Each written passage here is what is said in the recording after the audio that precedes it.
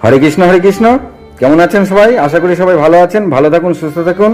আমি আজকে আপনাদের বলবো, দেবাদিদেব মহাদেব অর্জুনকে পশুপতাপাস্য বিদ্যা দিলেন।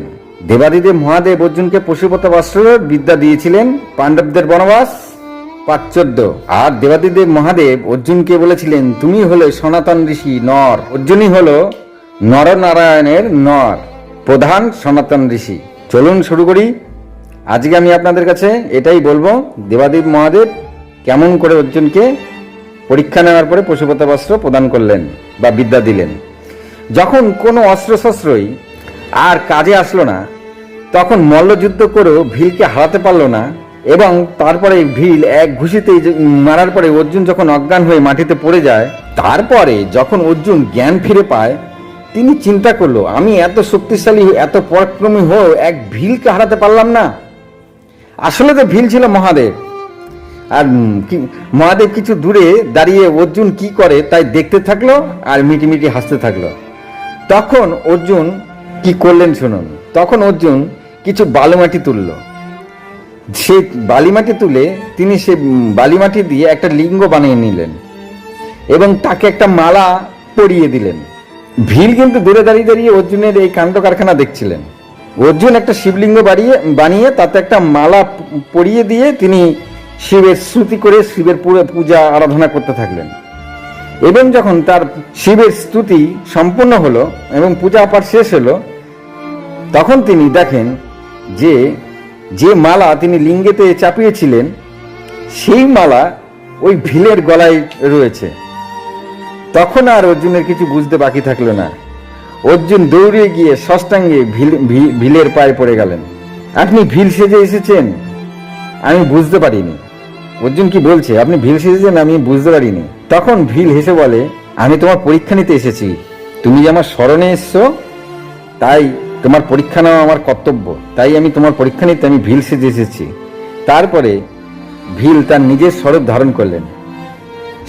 সেই সঙ্গে মহাদেবের সঙ্গে যে পার্বতী ও অনন্যরা ভূতপ্রেতরা এসেছিল, তারা যে যার স্বরূপে ফিরে আসে। তখন অর্জুন দেবাদিদেব মহাদেবকে পূজা করলেন। মহাদেব তখন বললেন, আমি খুশি হয়েছি, তাই আমি তোমাকে পশুপতাপাস্ত্র প্রদান করছি। তুমি হলে বিষ্ণুর পরম ভক্ত নর, তাই তুমি এই অস্ত্র অতি সুকৌশলে চালাতে পারবে। আমার এই পশুপতাপাস্ত্র বরুণ, বায়ু, অগ্নিদেবও সুকৌশলে চালাতে পারে না, কিন্তু তুমি চালাতে পারবে। তুমি খুব ভালো যোদ্ধা, সুন্দর যুদ্ধ করেছো আমার সঙ্গে।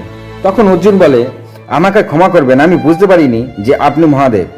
মহাদেব তখন হেসে বললেন, আমি তো তোমায় ক্ষমা করে দিয়েছি কখন। তখন অর্জুন মহাদেব আর পার্বতীকে নিয়ে একটি উচ্চ স্থানে বসালেন এবং অর্জুন স্নান টান করে অর্জুনের পূজা ও স্তুতি করলেন। তারপরে মহাদেব তাকে পশুপতাপাস্ত্র বিদ্যা দিলেন। এই বিদ্যা যখন অর্জুন নিচ্ছিলেন, তখন চারিদিকে অদ্ভুত এক আলোড়ন সৃষ্টি হচ্ছিল, এবং যখন এই বিদ্যা, এই পশুপতাপাস্ত্র আকাশপথে অর্জুনের কাছে আসলো, তখন চারিদিকে ভীষণ আলোর এক দ্যুতি বিচ্ছুরিত হচ্ছিল। পশুপতাপাস্ত্র বিদ্যা দেওয়ার পরে শেষে মহাদেব অর্জুনকে বললেন, এই অস্ত্র কোনো দুর্বল ব্যক্তির ওপরে কখনোই তুমি চালাবে না। যদি খুব প্রয়োজন না পড়ে, যদি সংসারকে বাঁচাতে হয়, তবেই তুমি চালাবে। তবে এই অস্ত্র, আর খুব প্রয়োজন না পড়লে এই অস্ত্র একেবারেই চালাবে না, কারণ এই অস্ত্র ধ্বংসকারী। আর সেই সাথে অর্জুন যে অক্ষয় তর্কস কবচ নিয়ে মহাদেবের সঙ্গে যুদ্ধ করেছিল, সেই সময় মহাদেব যুদ্ধের সুকৌশলে মল্লযুদ্ধের সময় অর্জুনের অক্ষয় তর্কস কবচটা কেড়ে নিয়েছিলেন।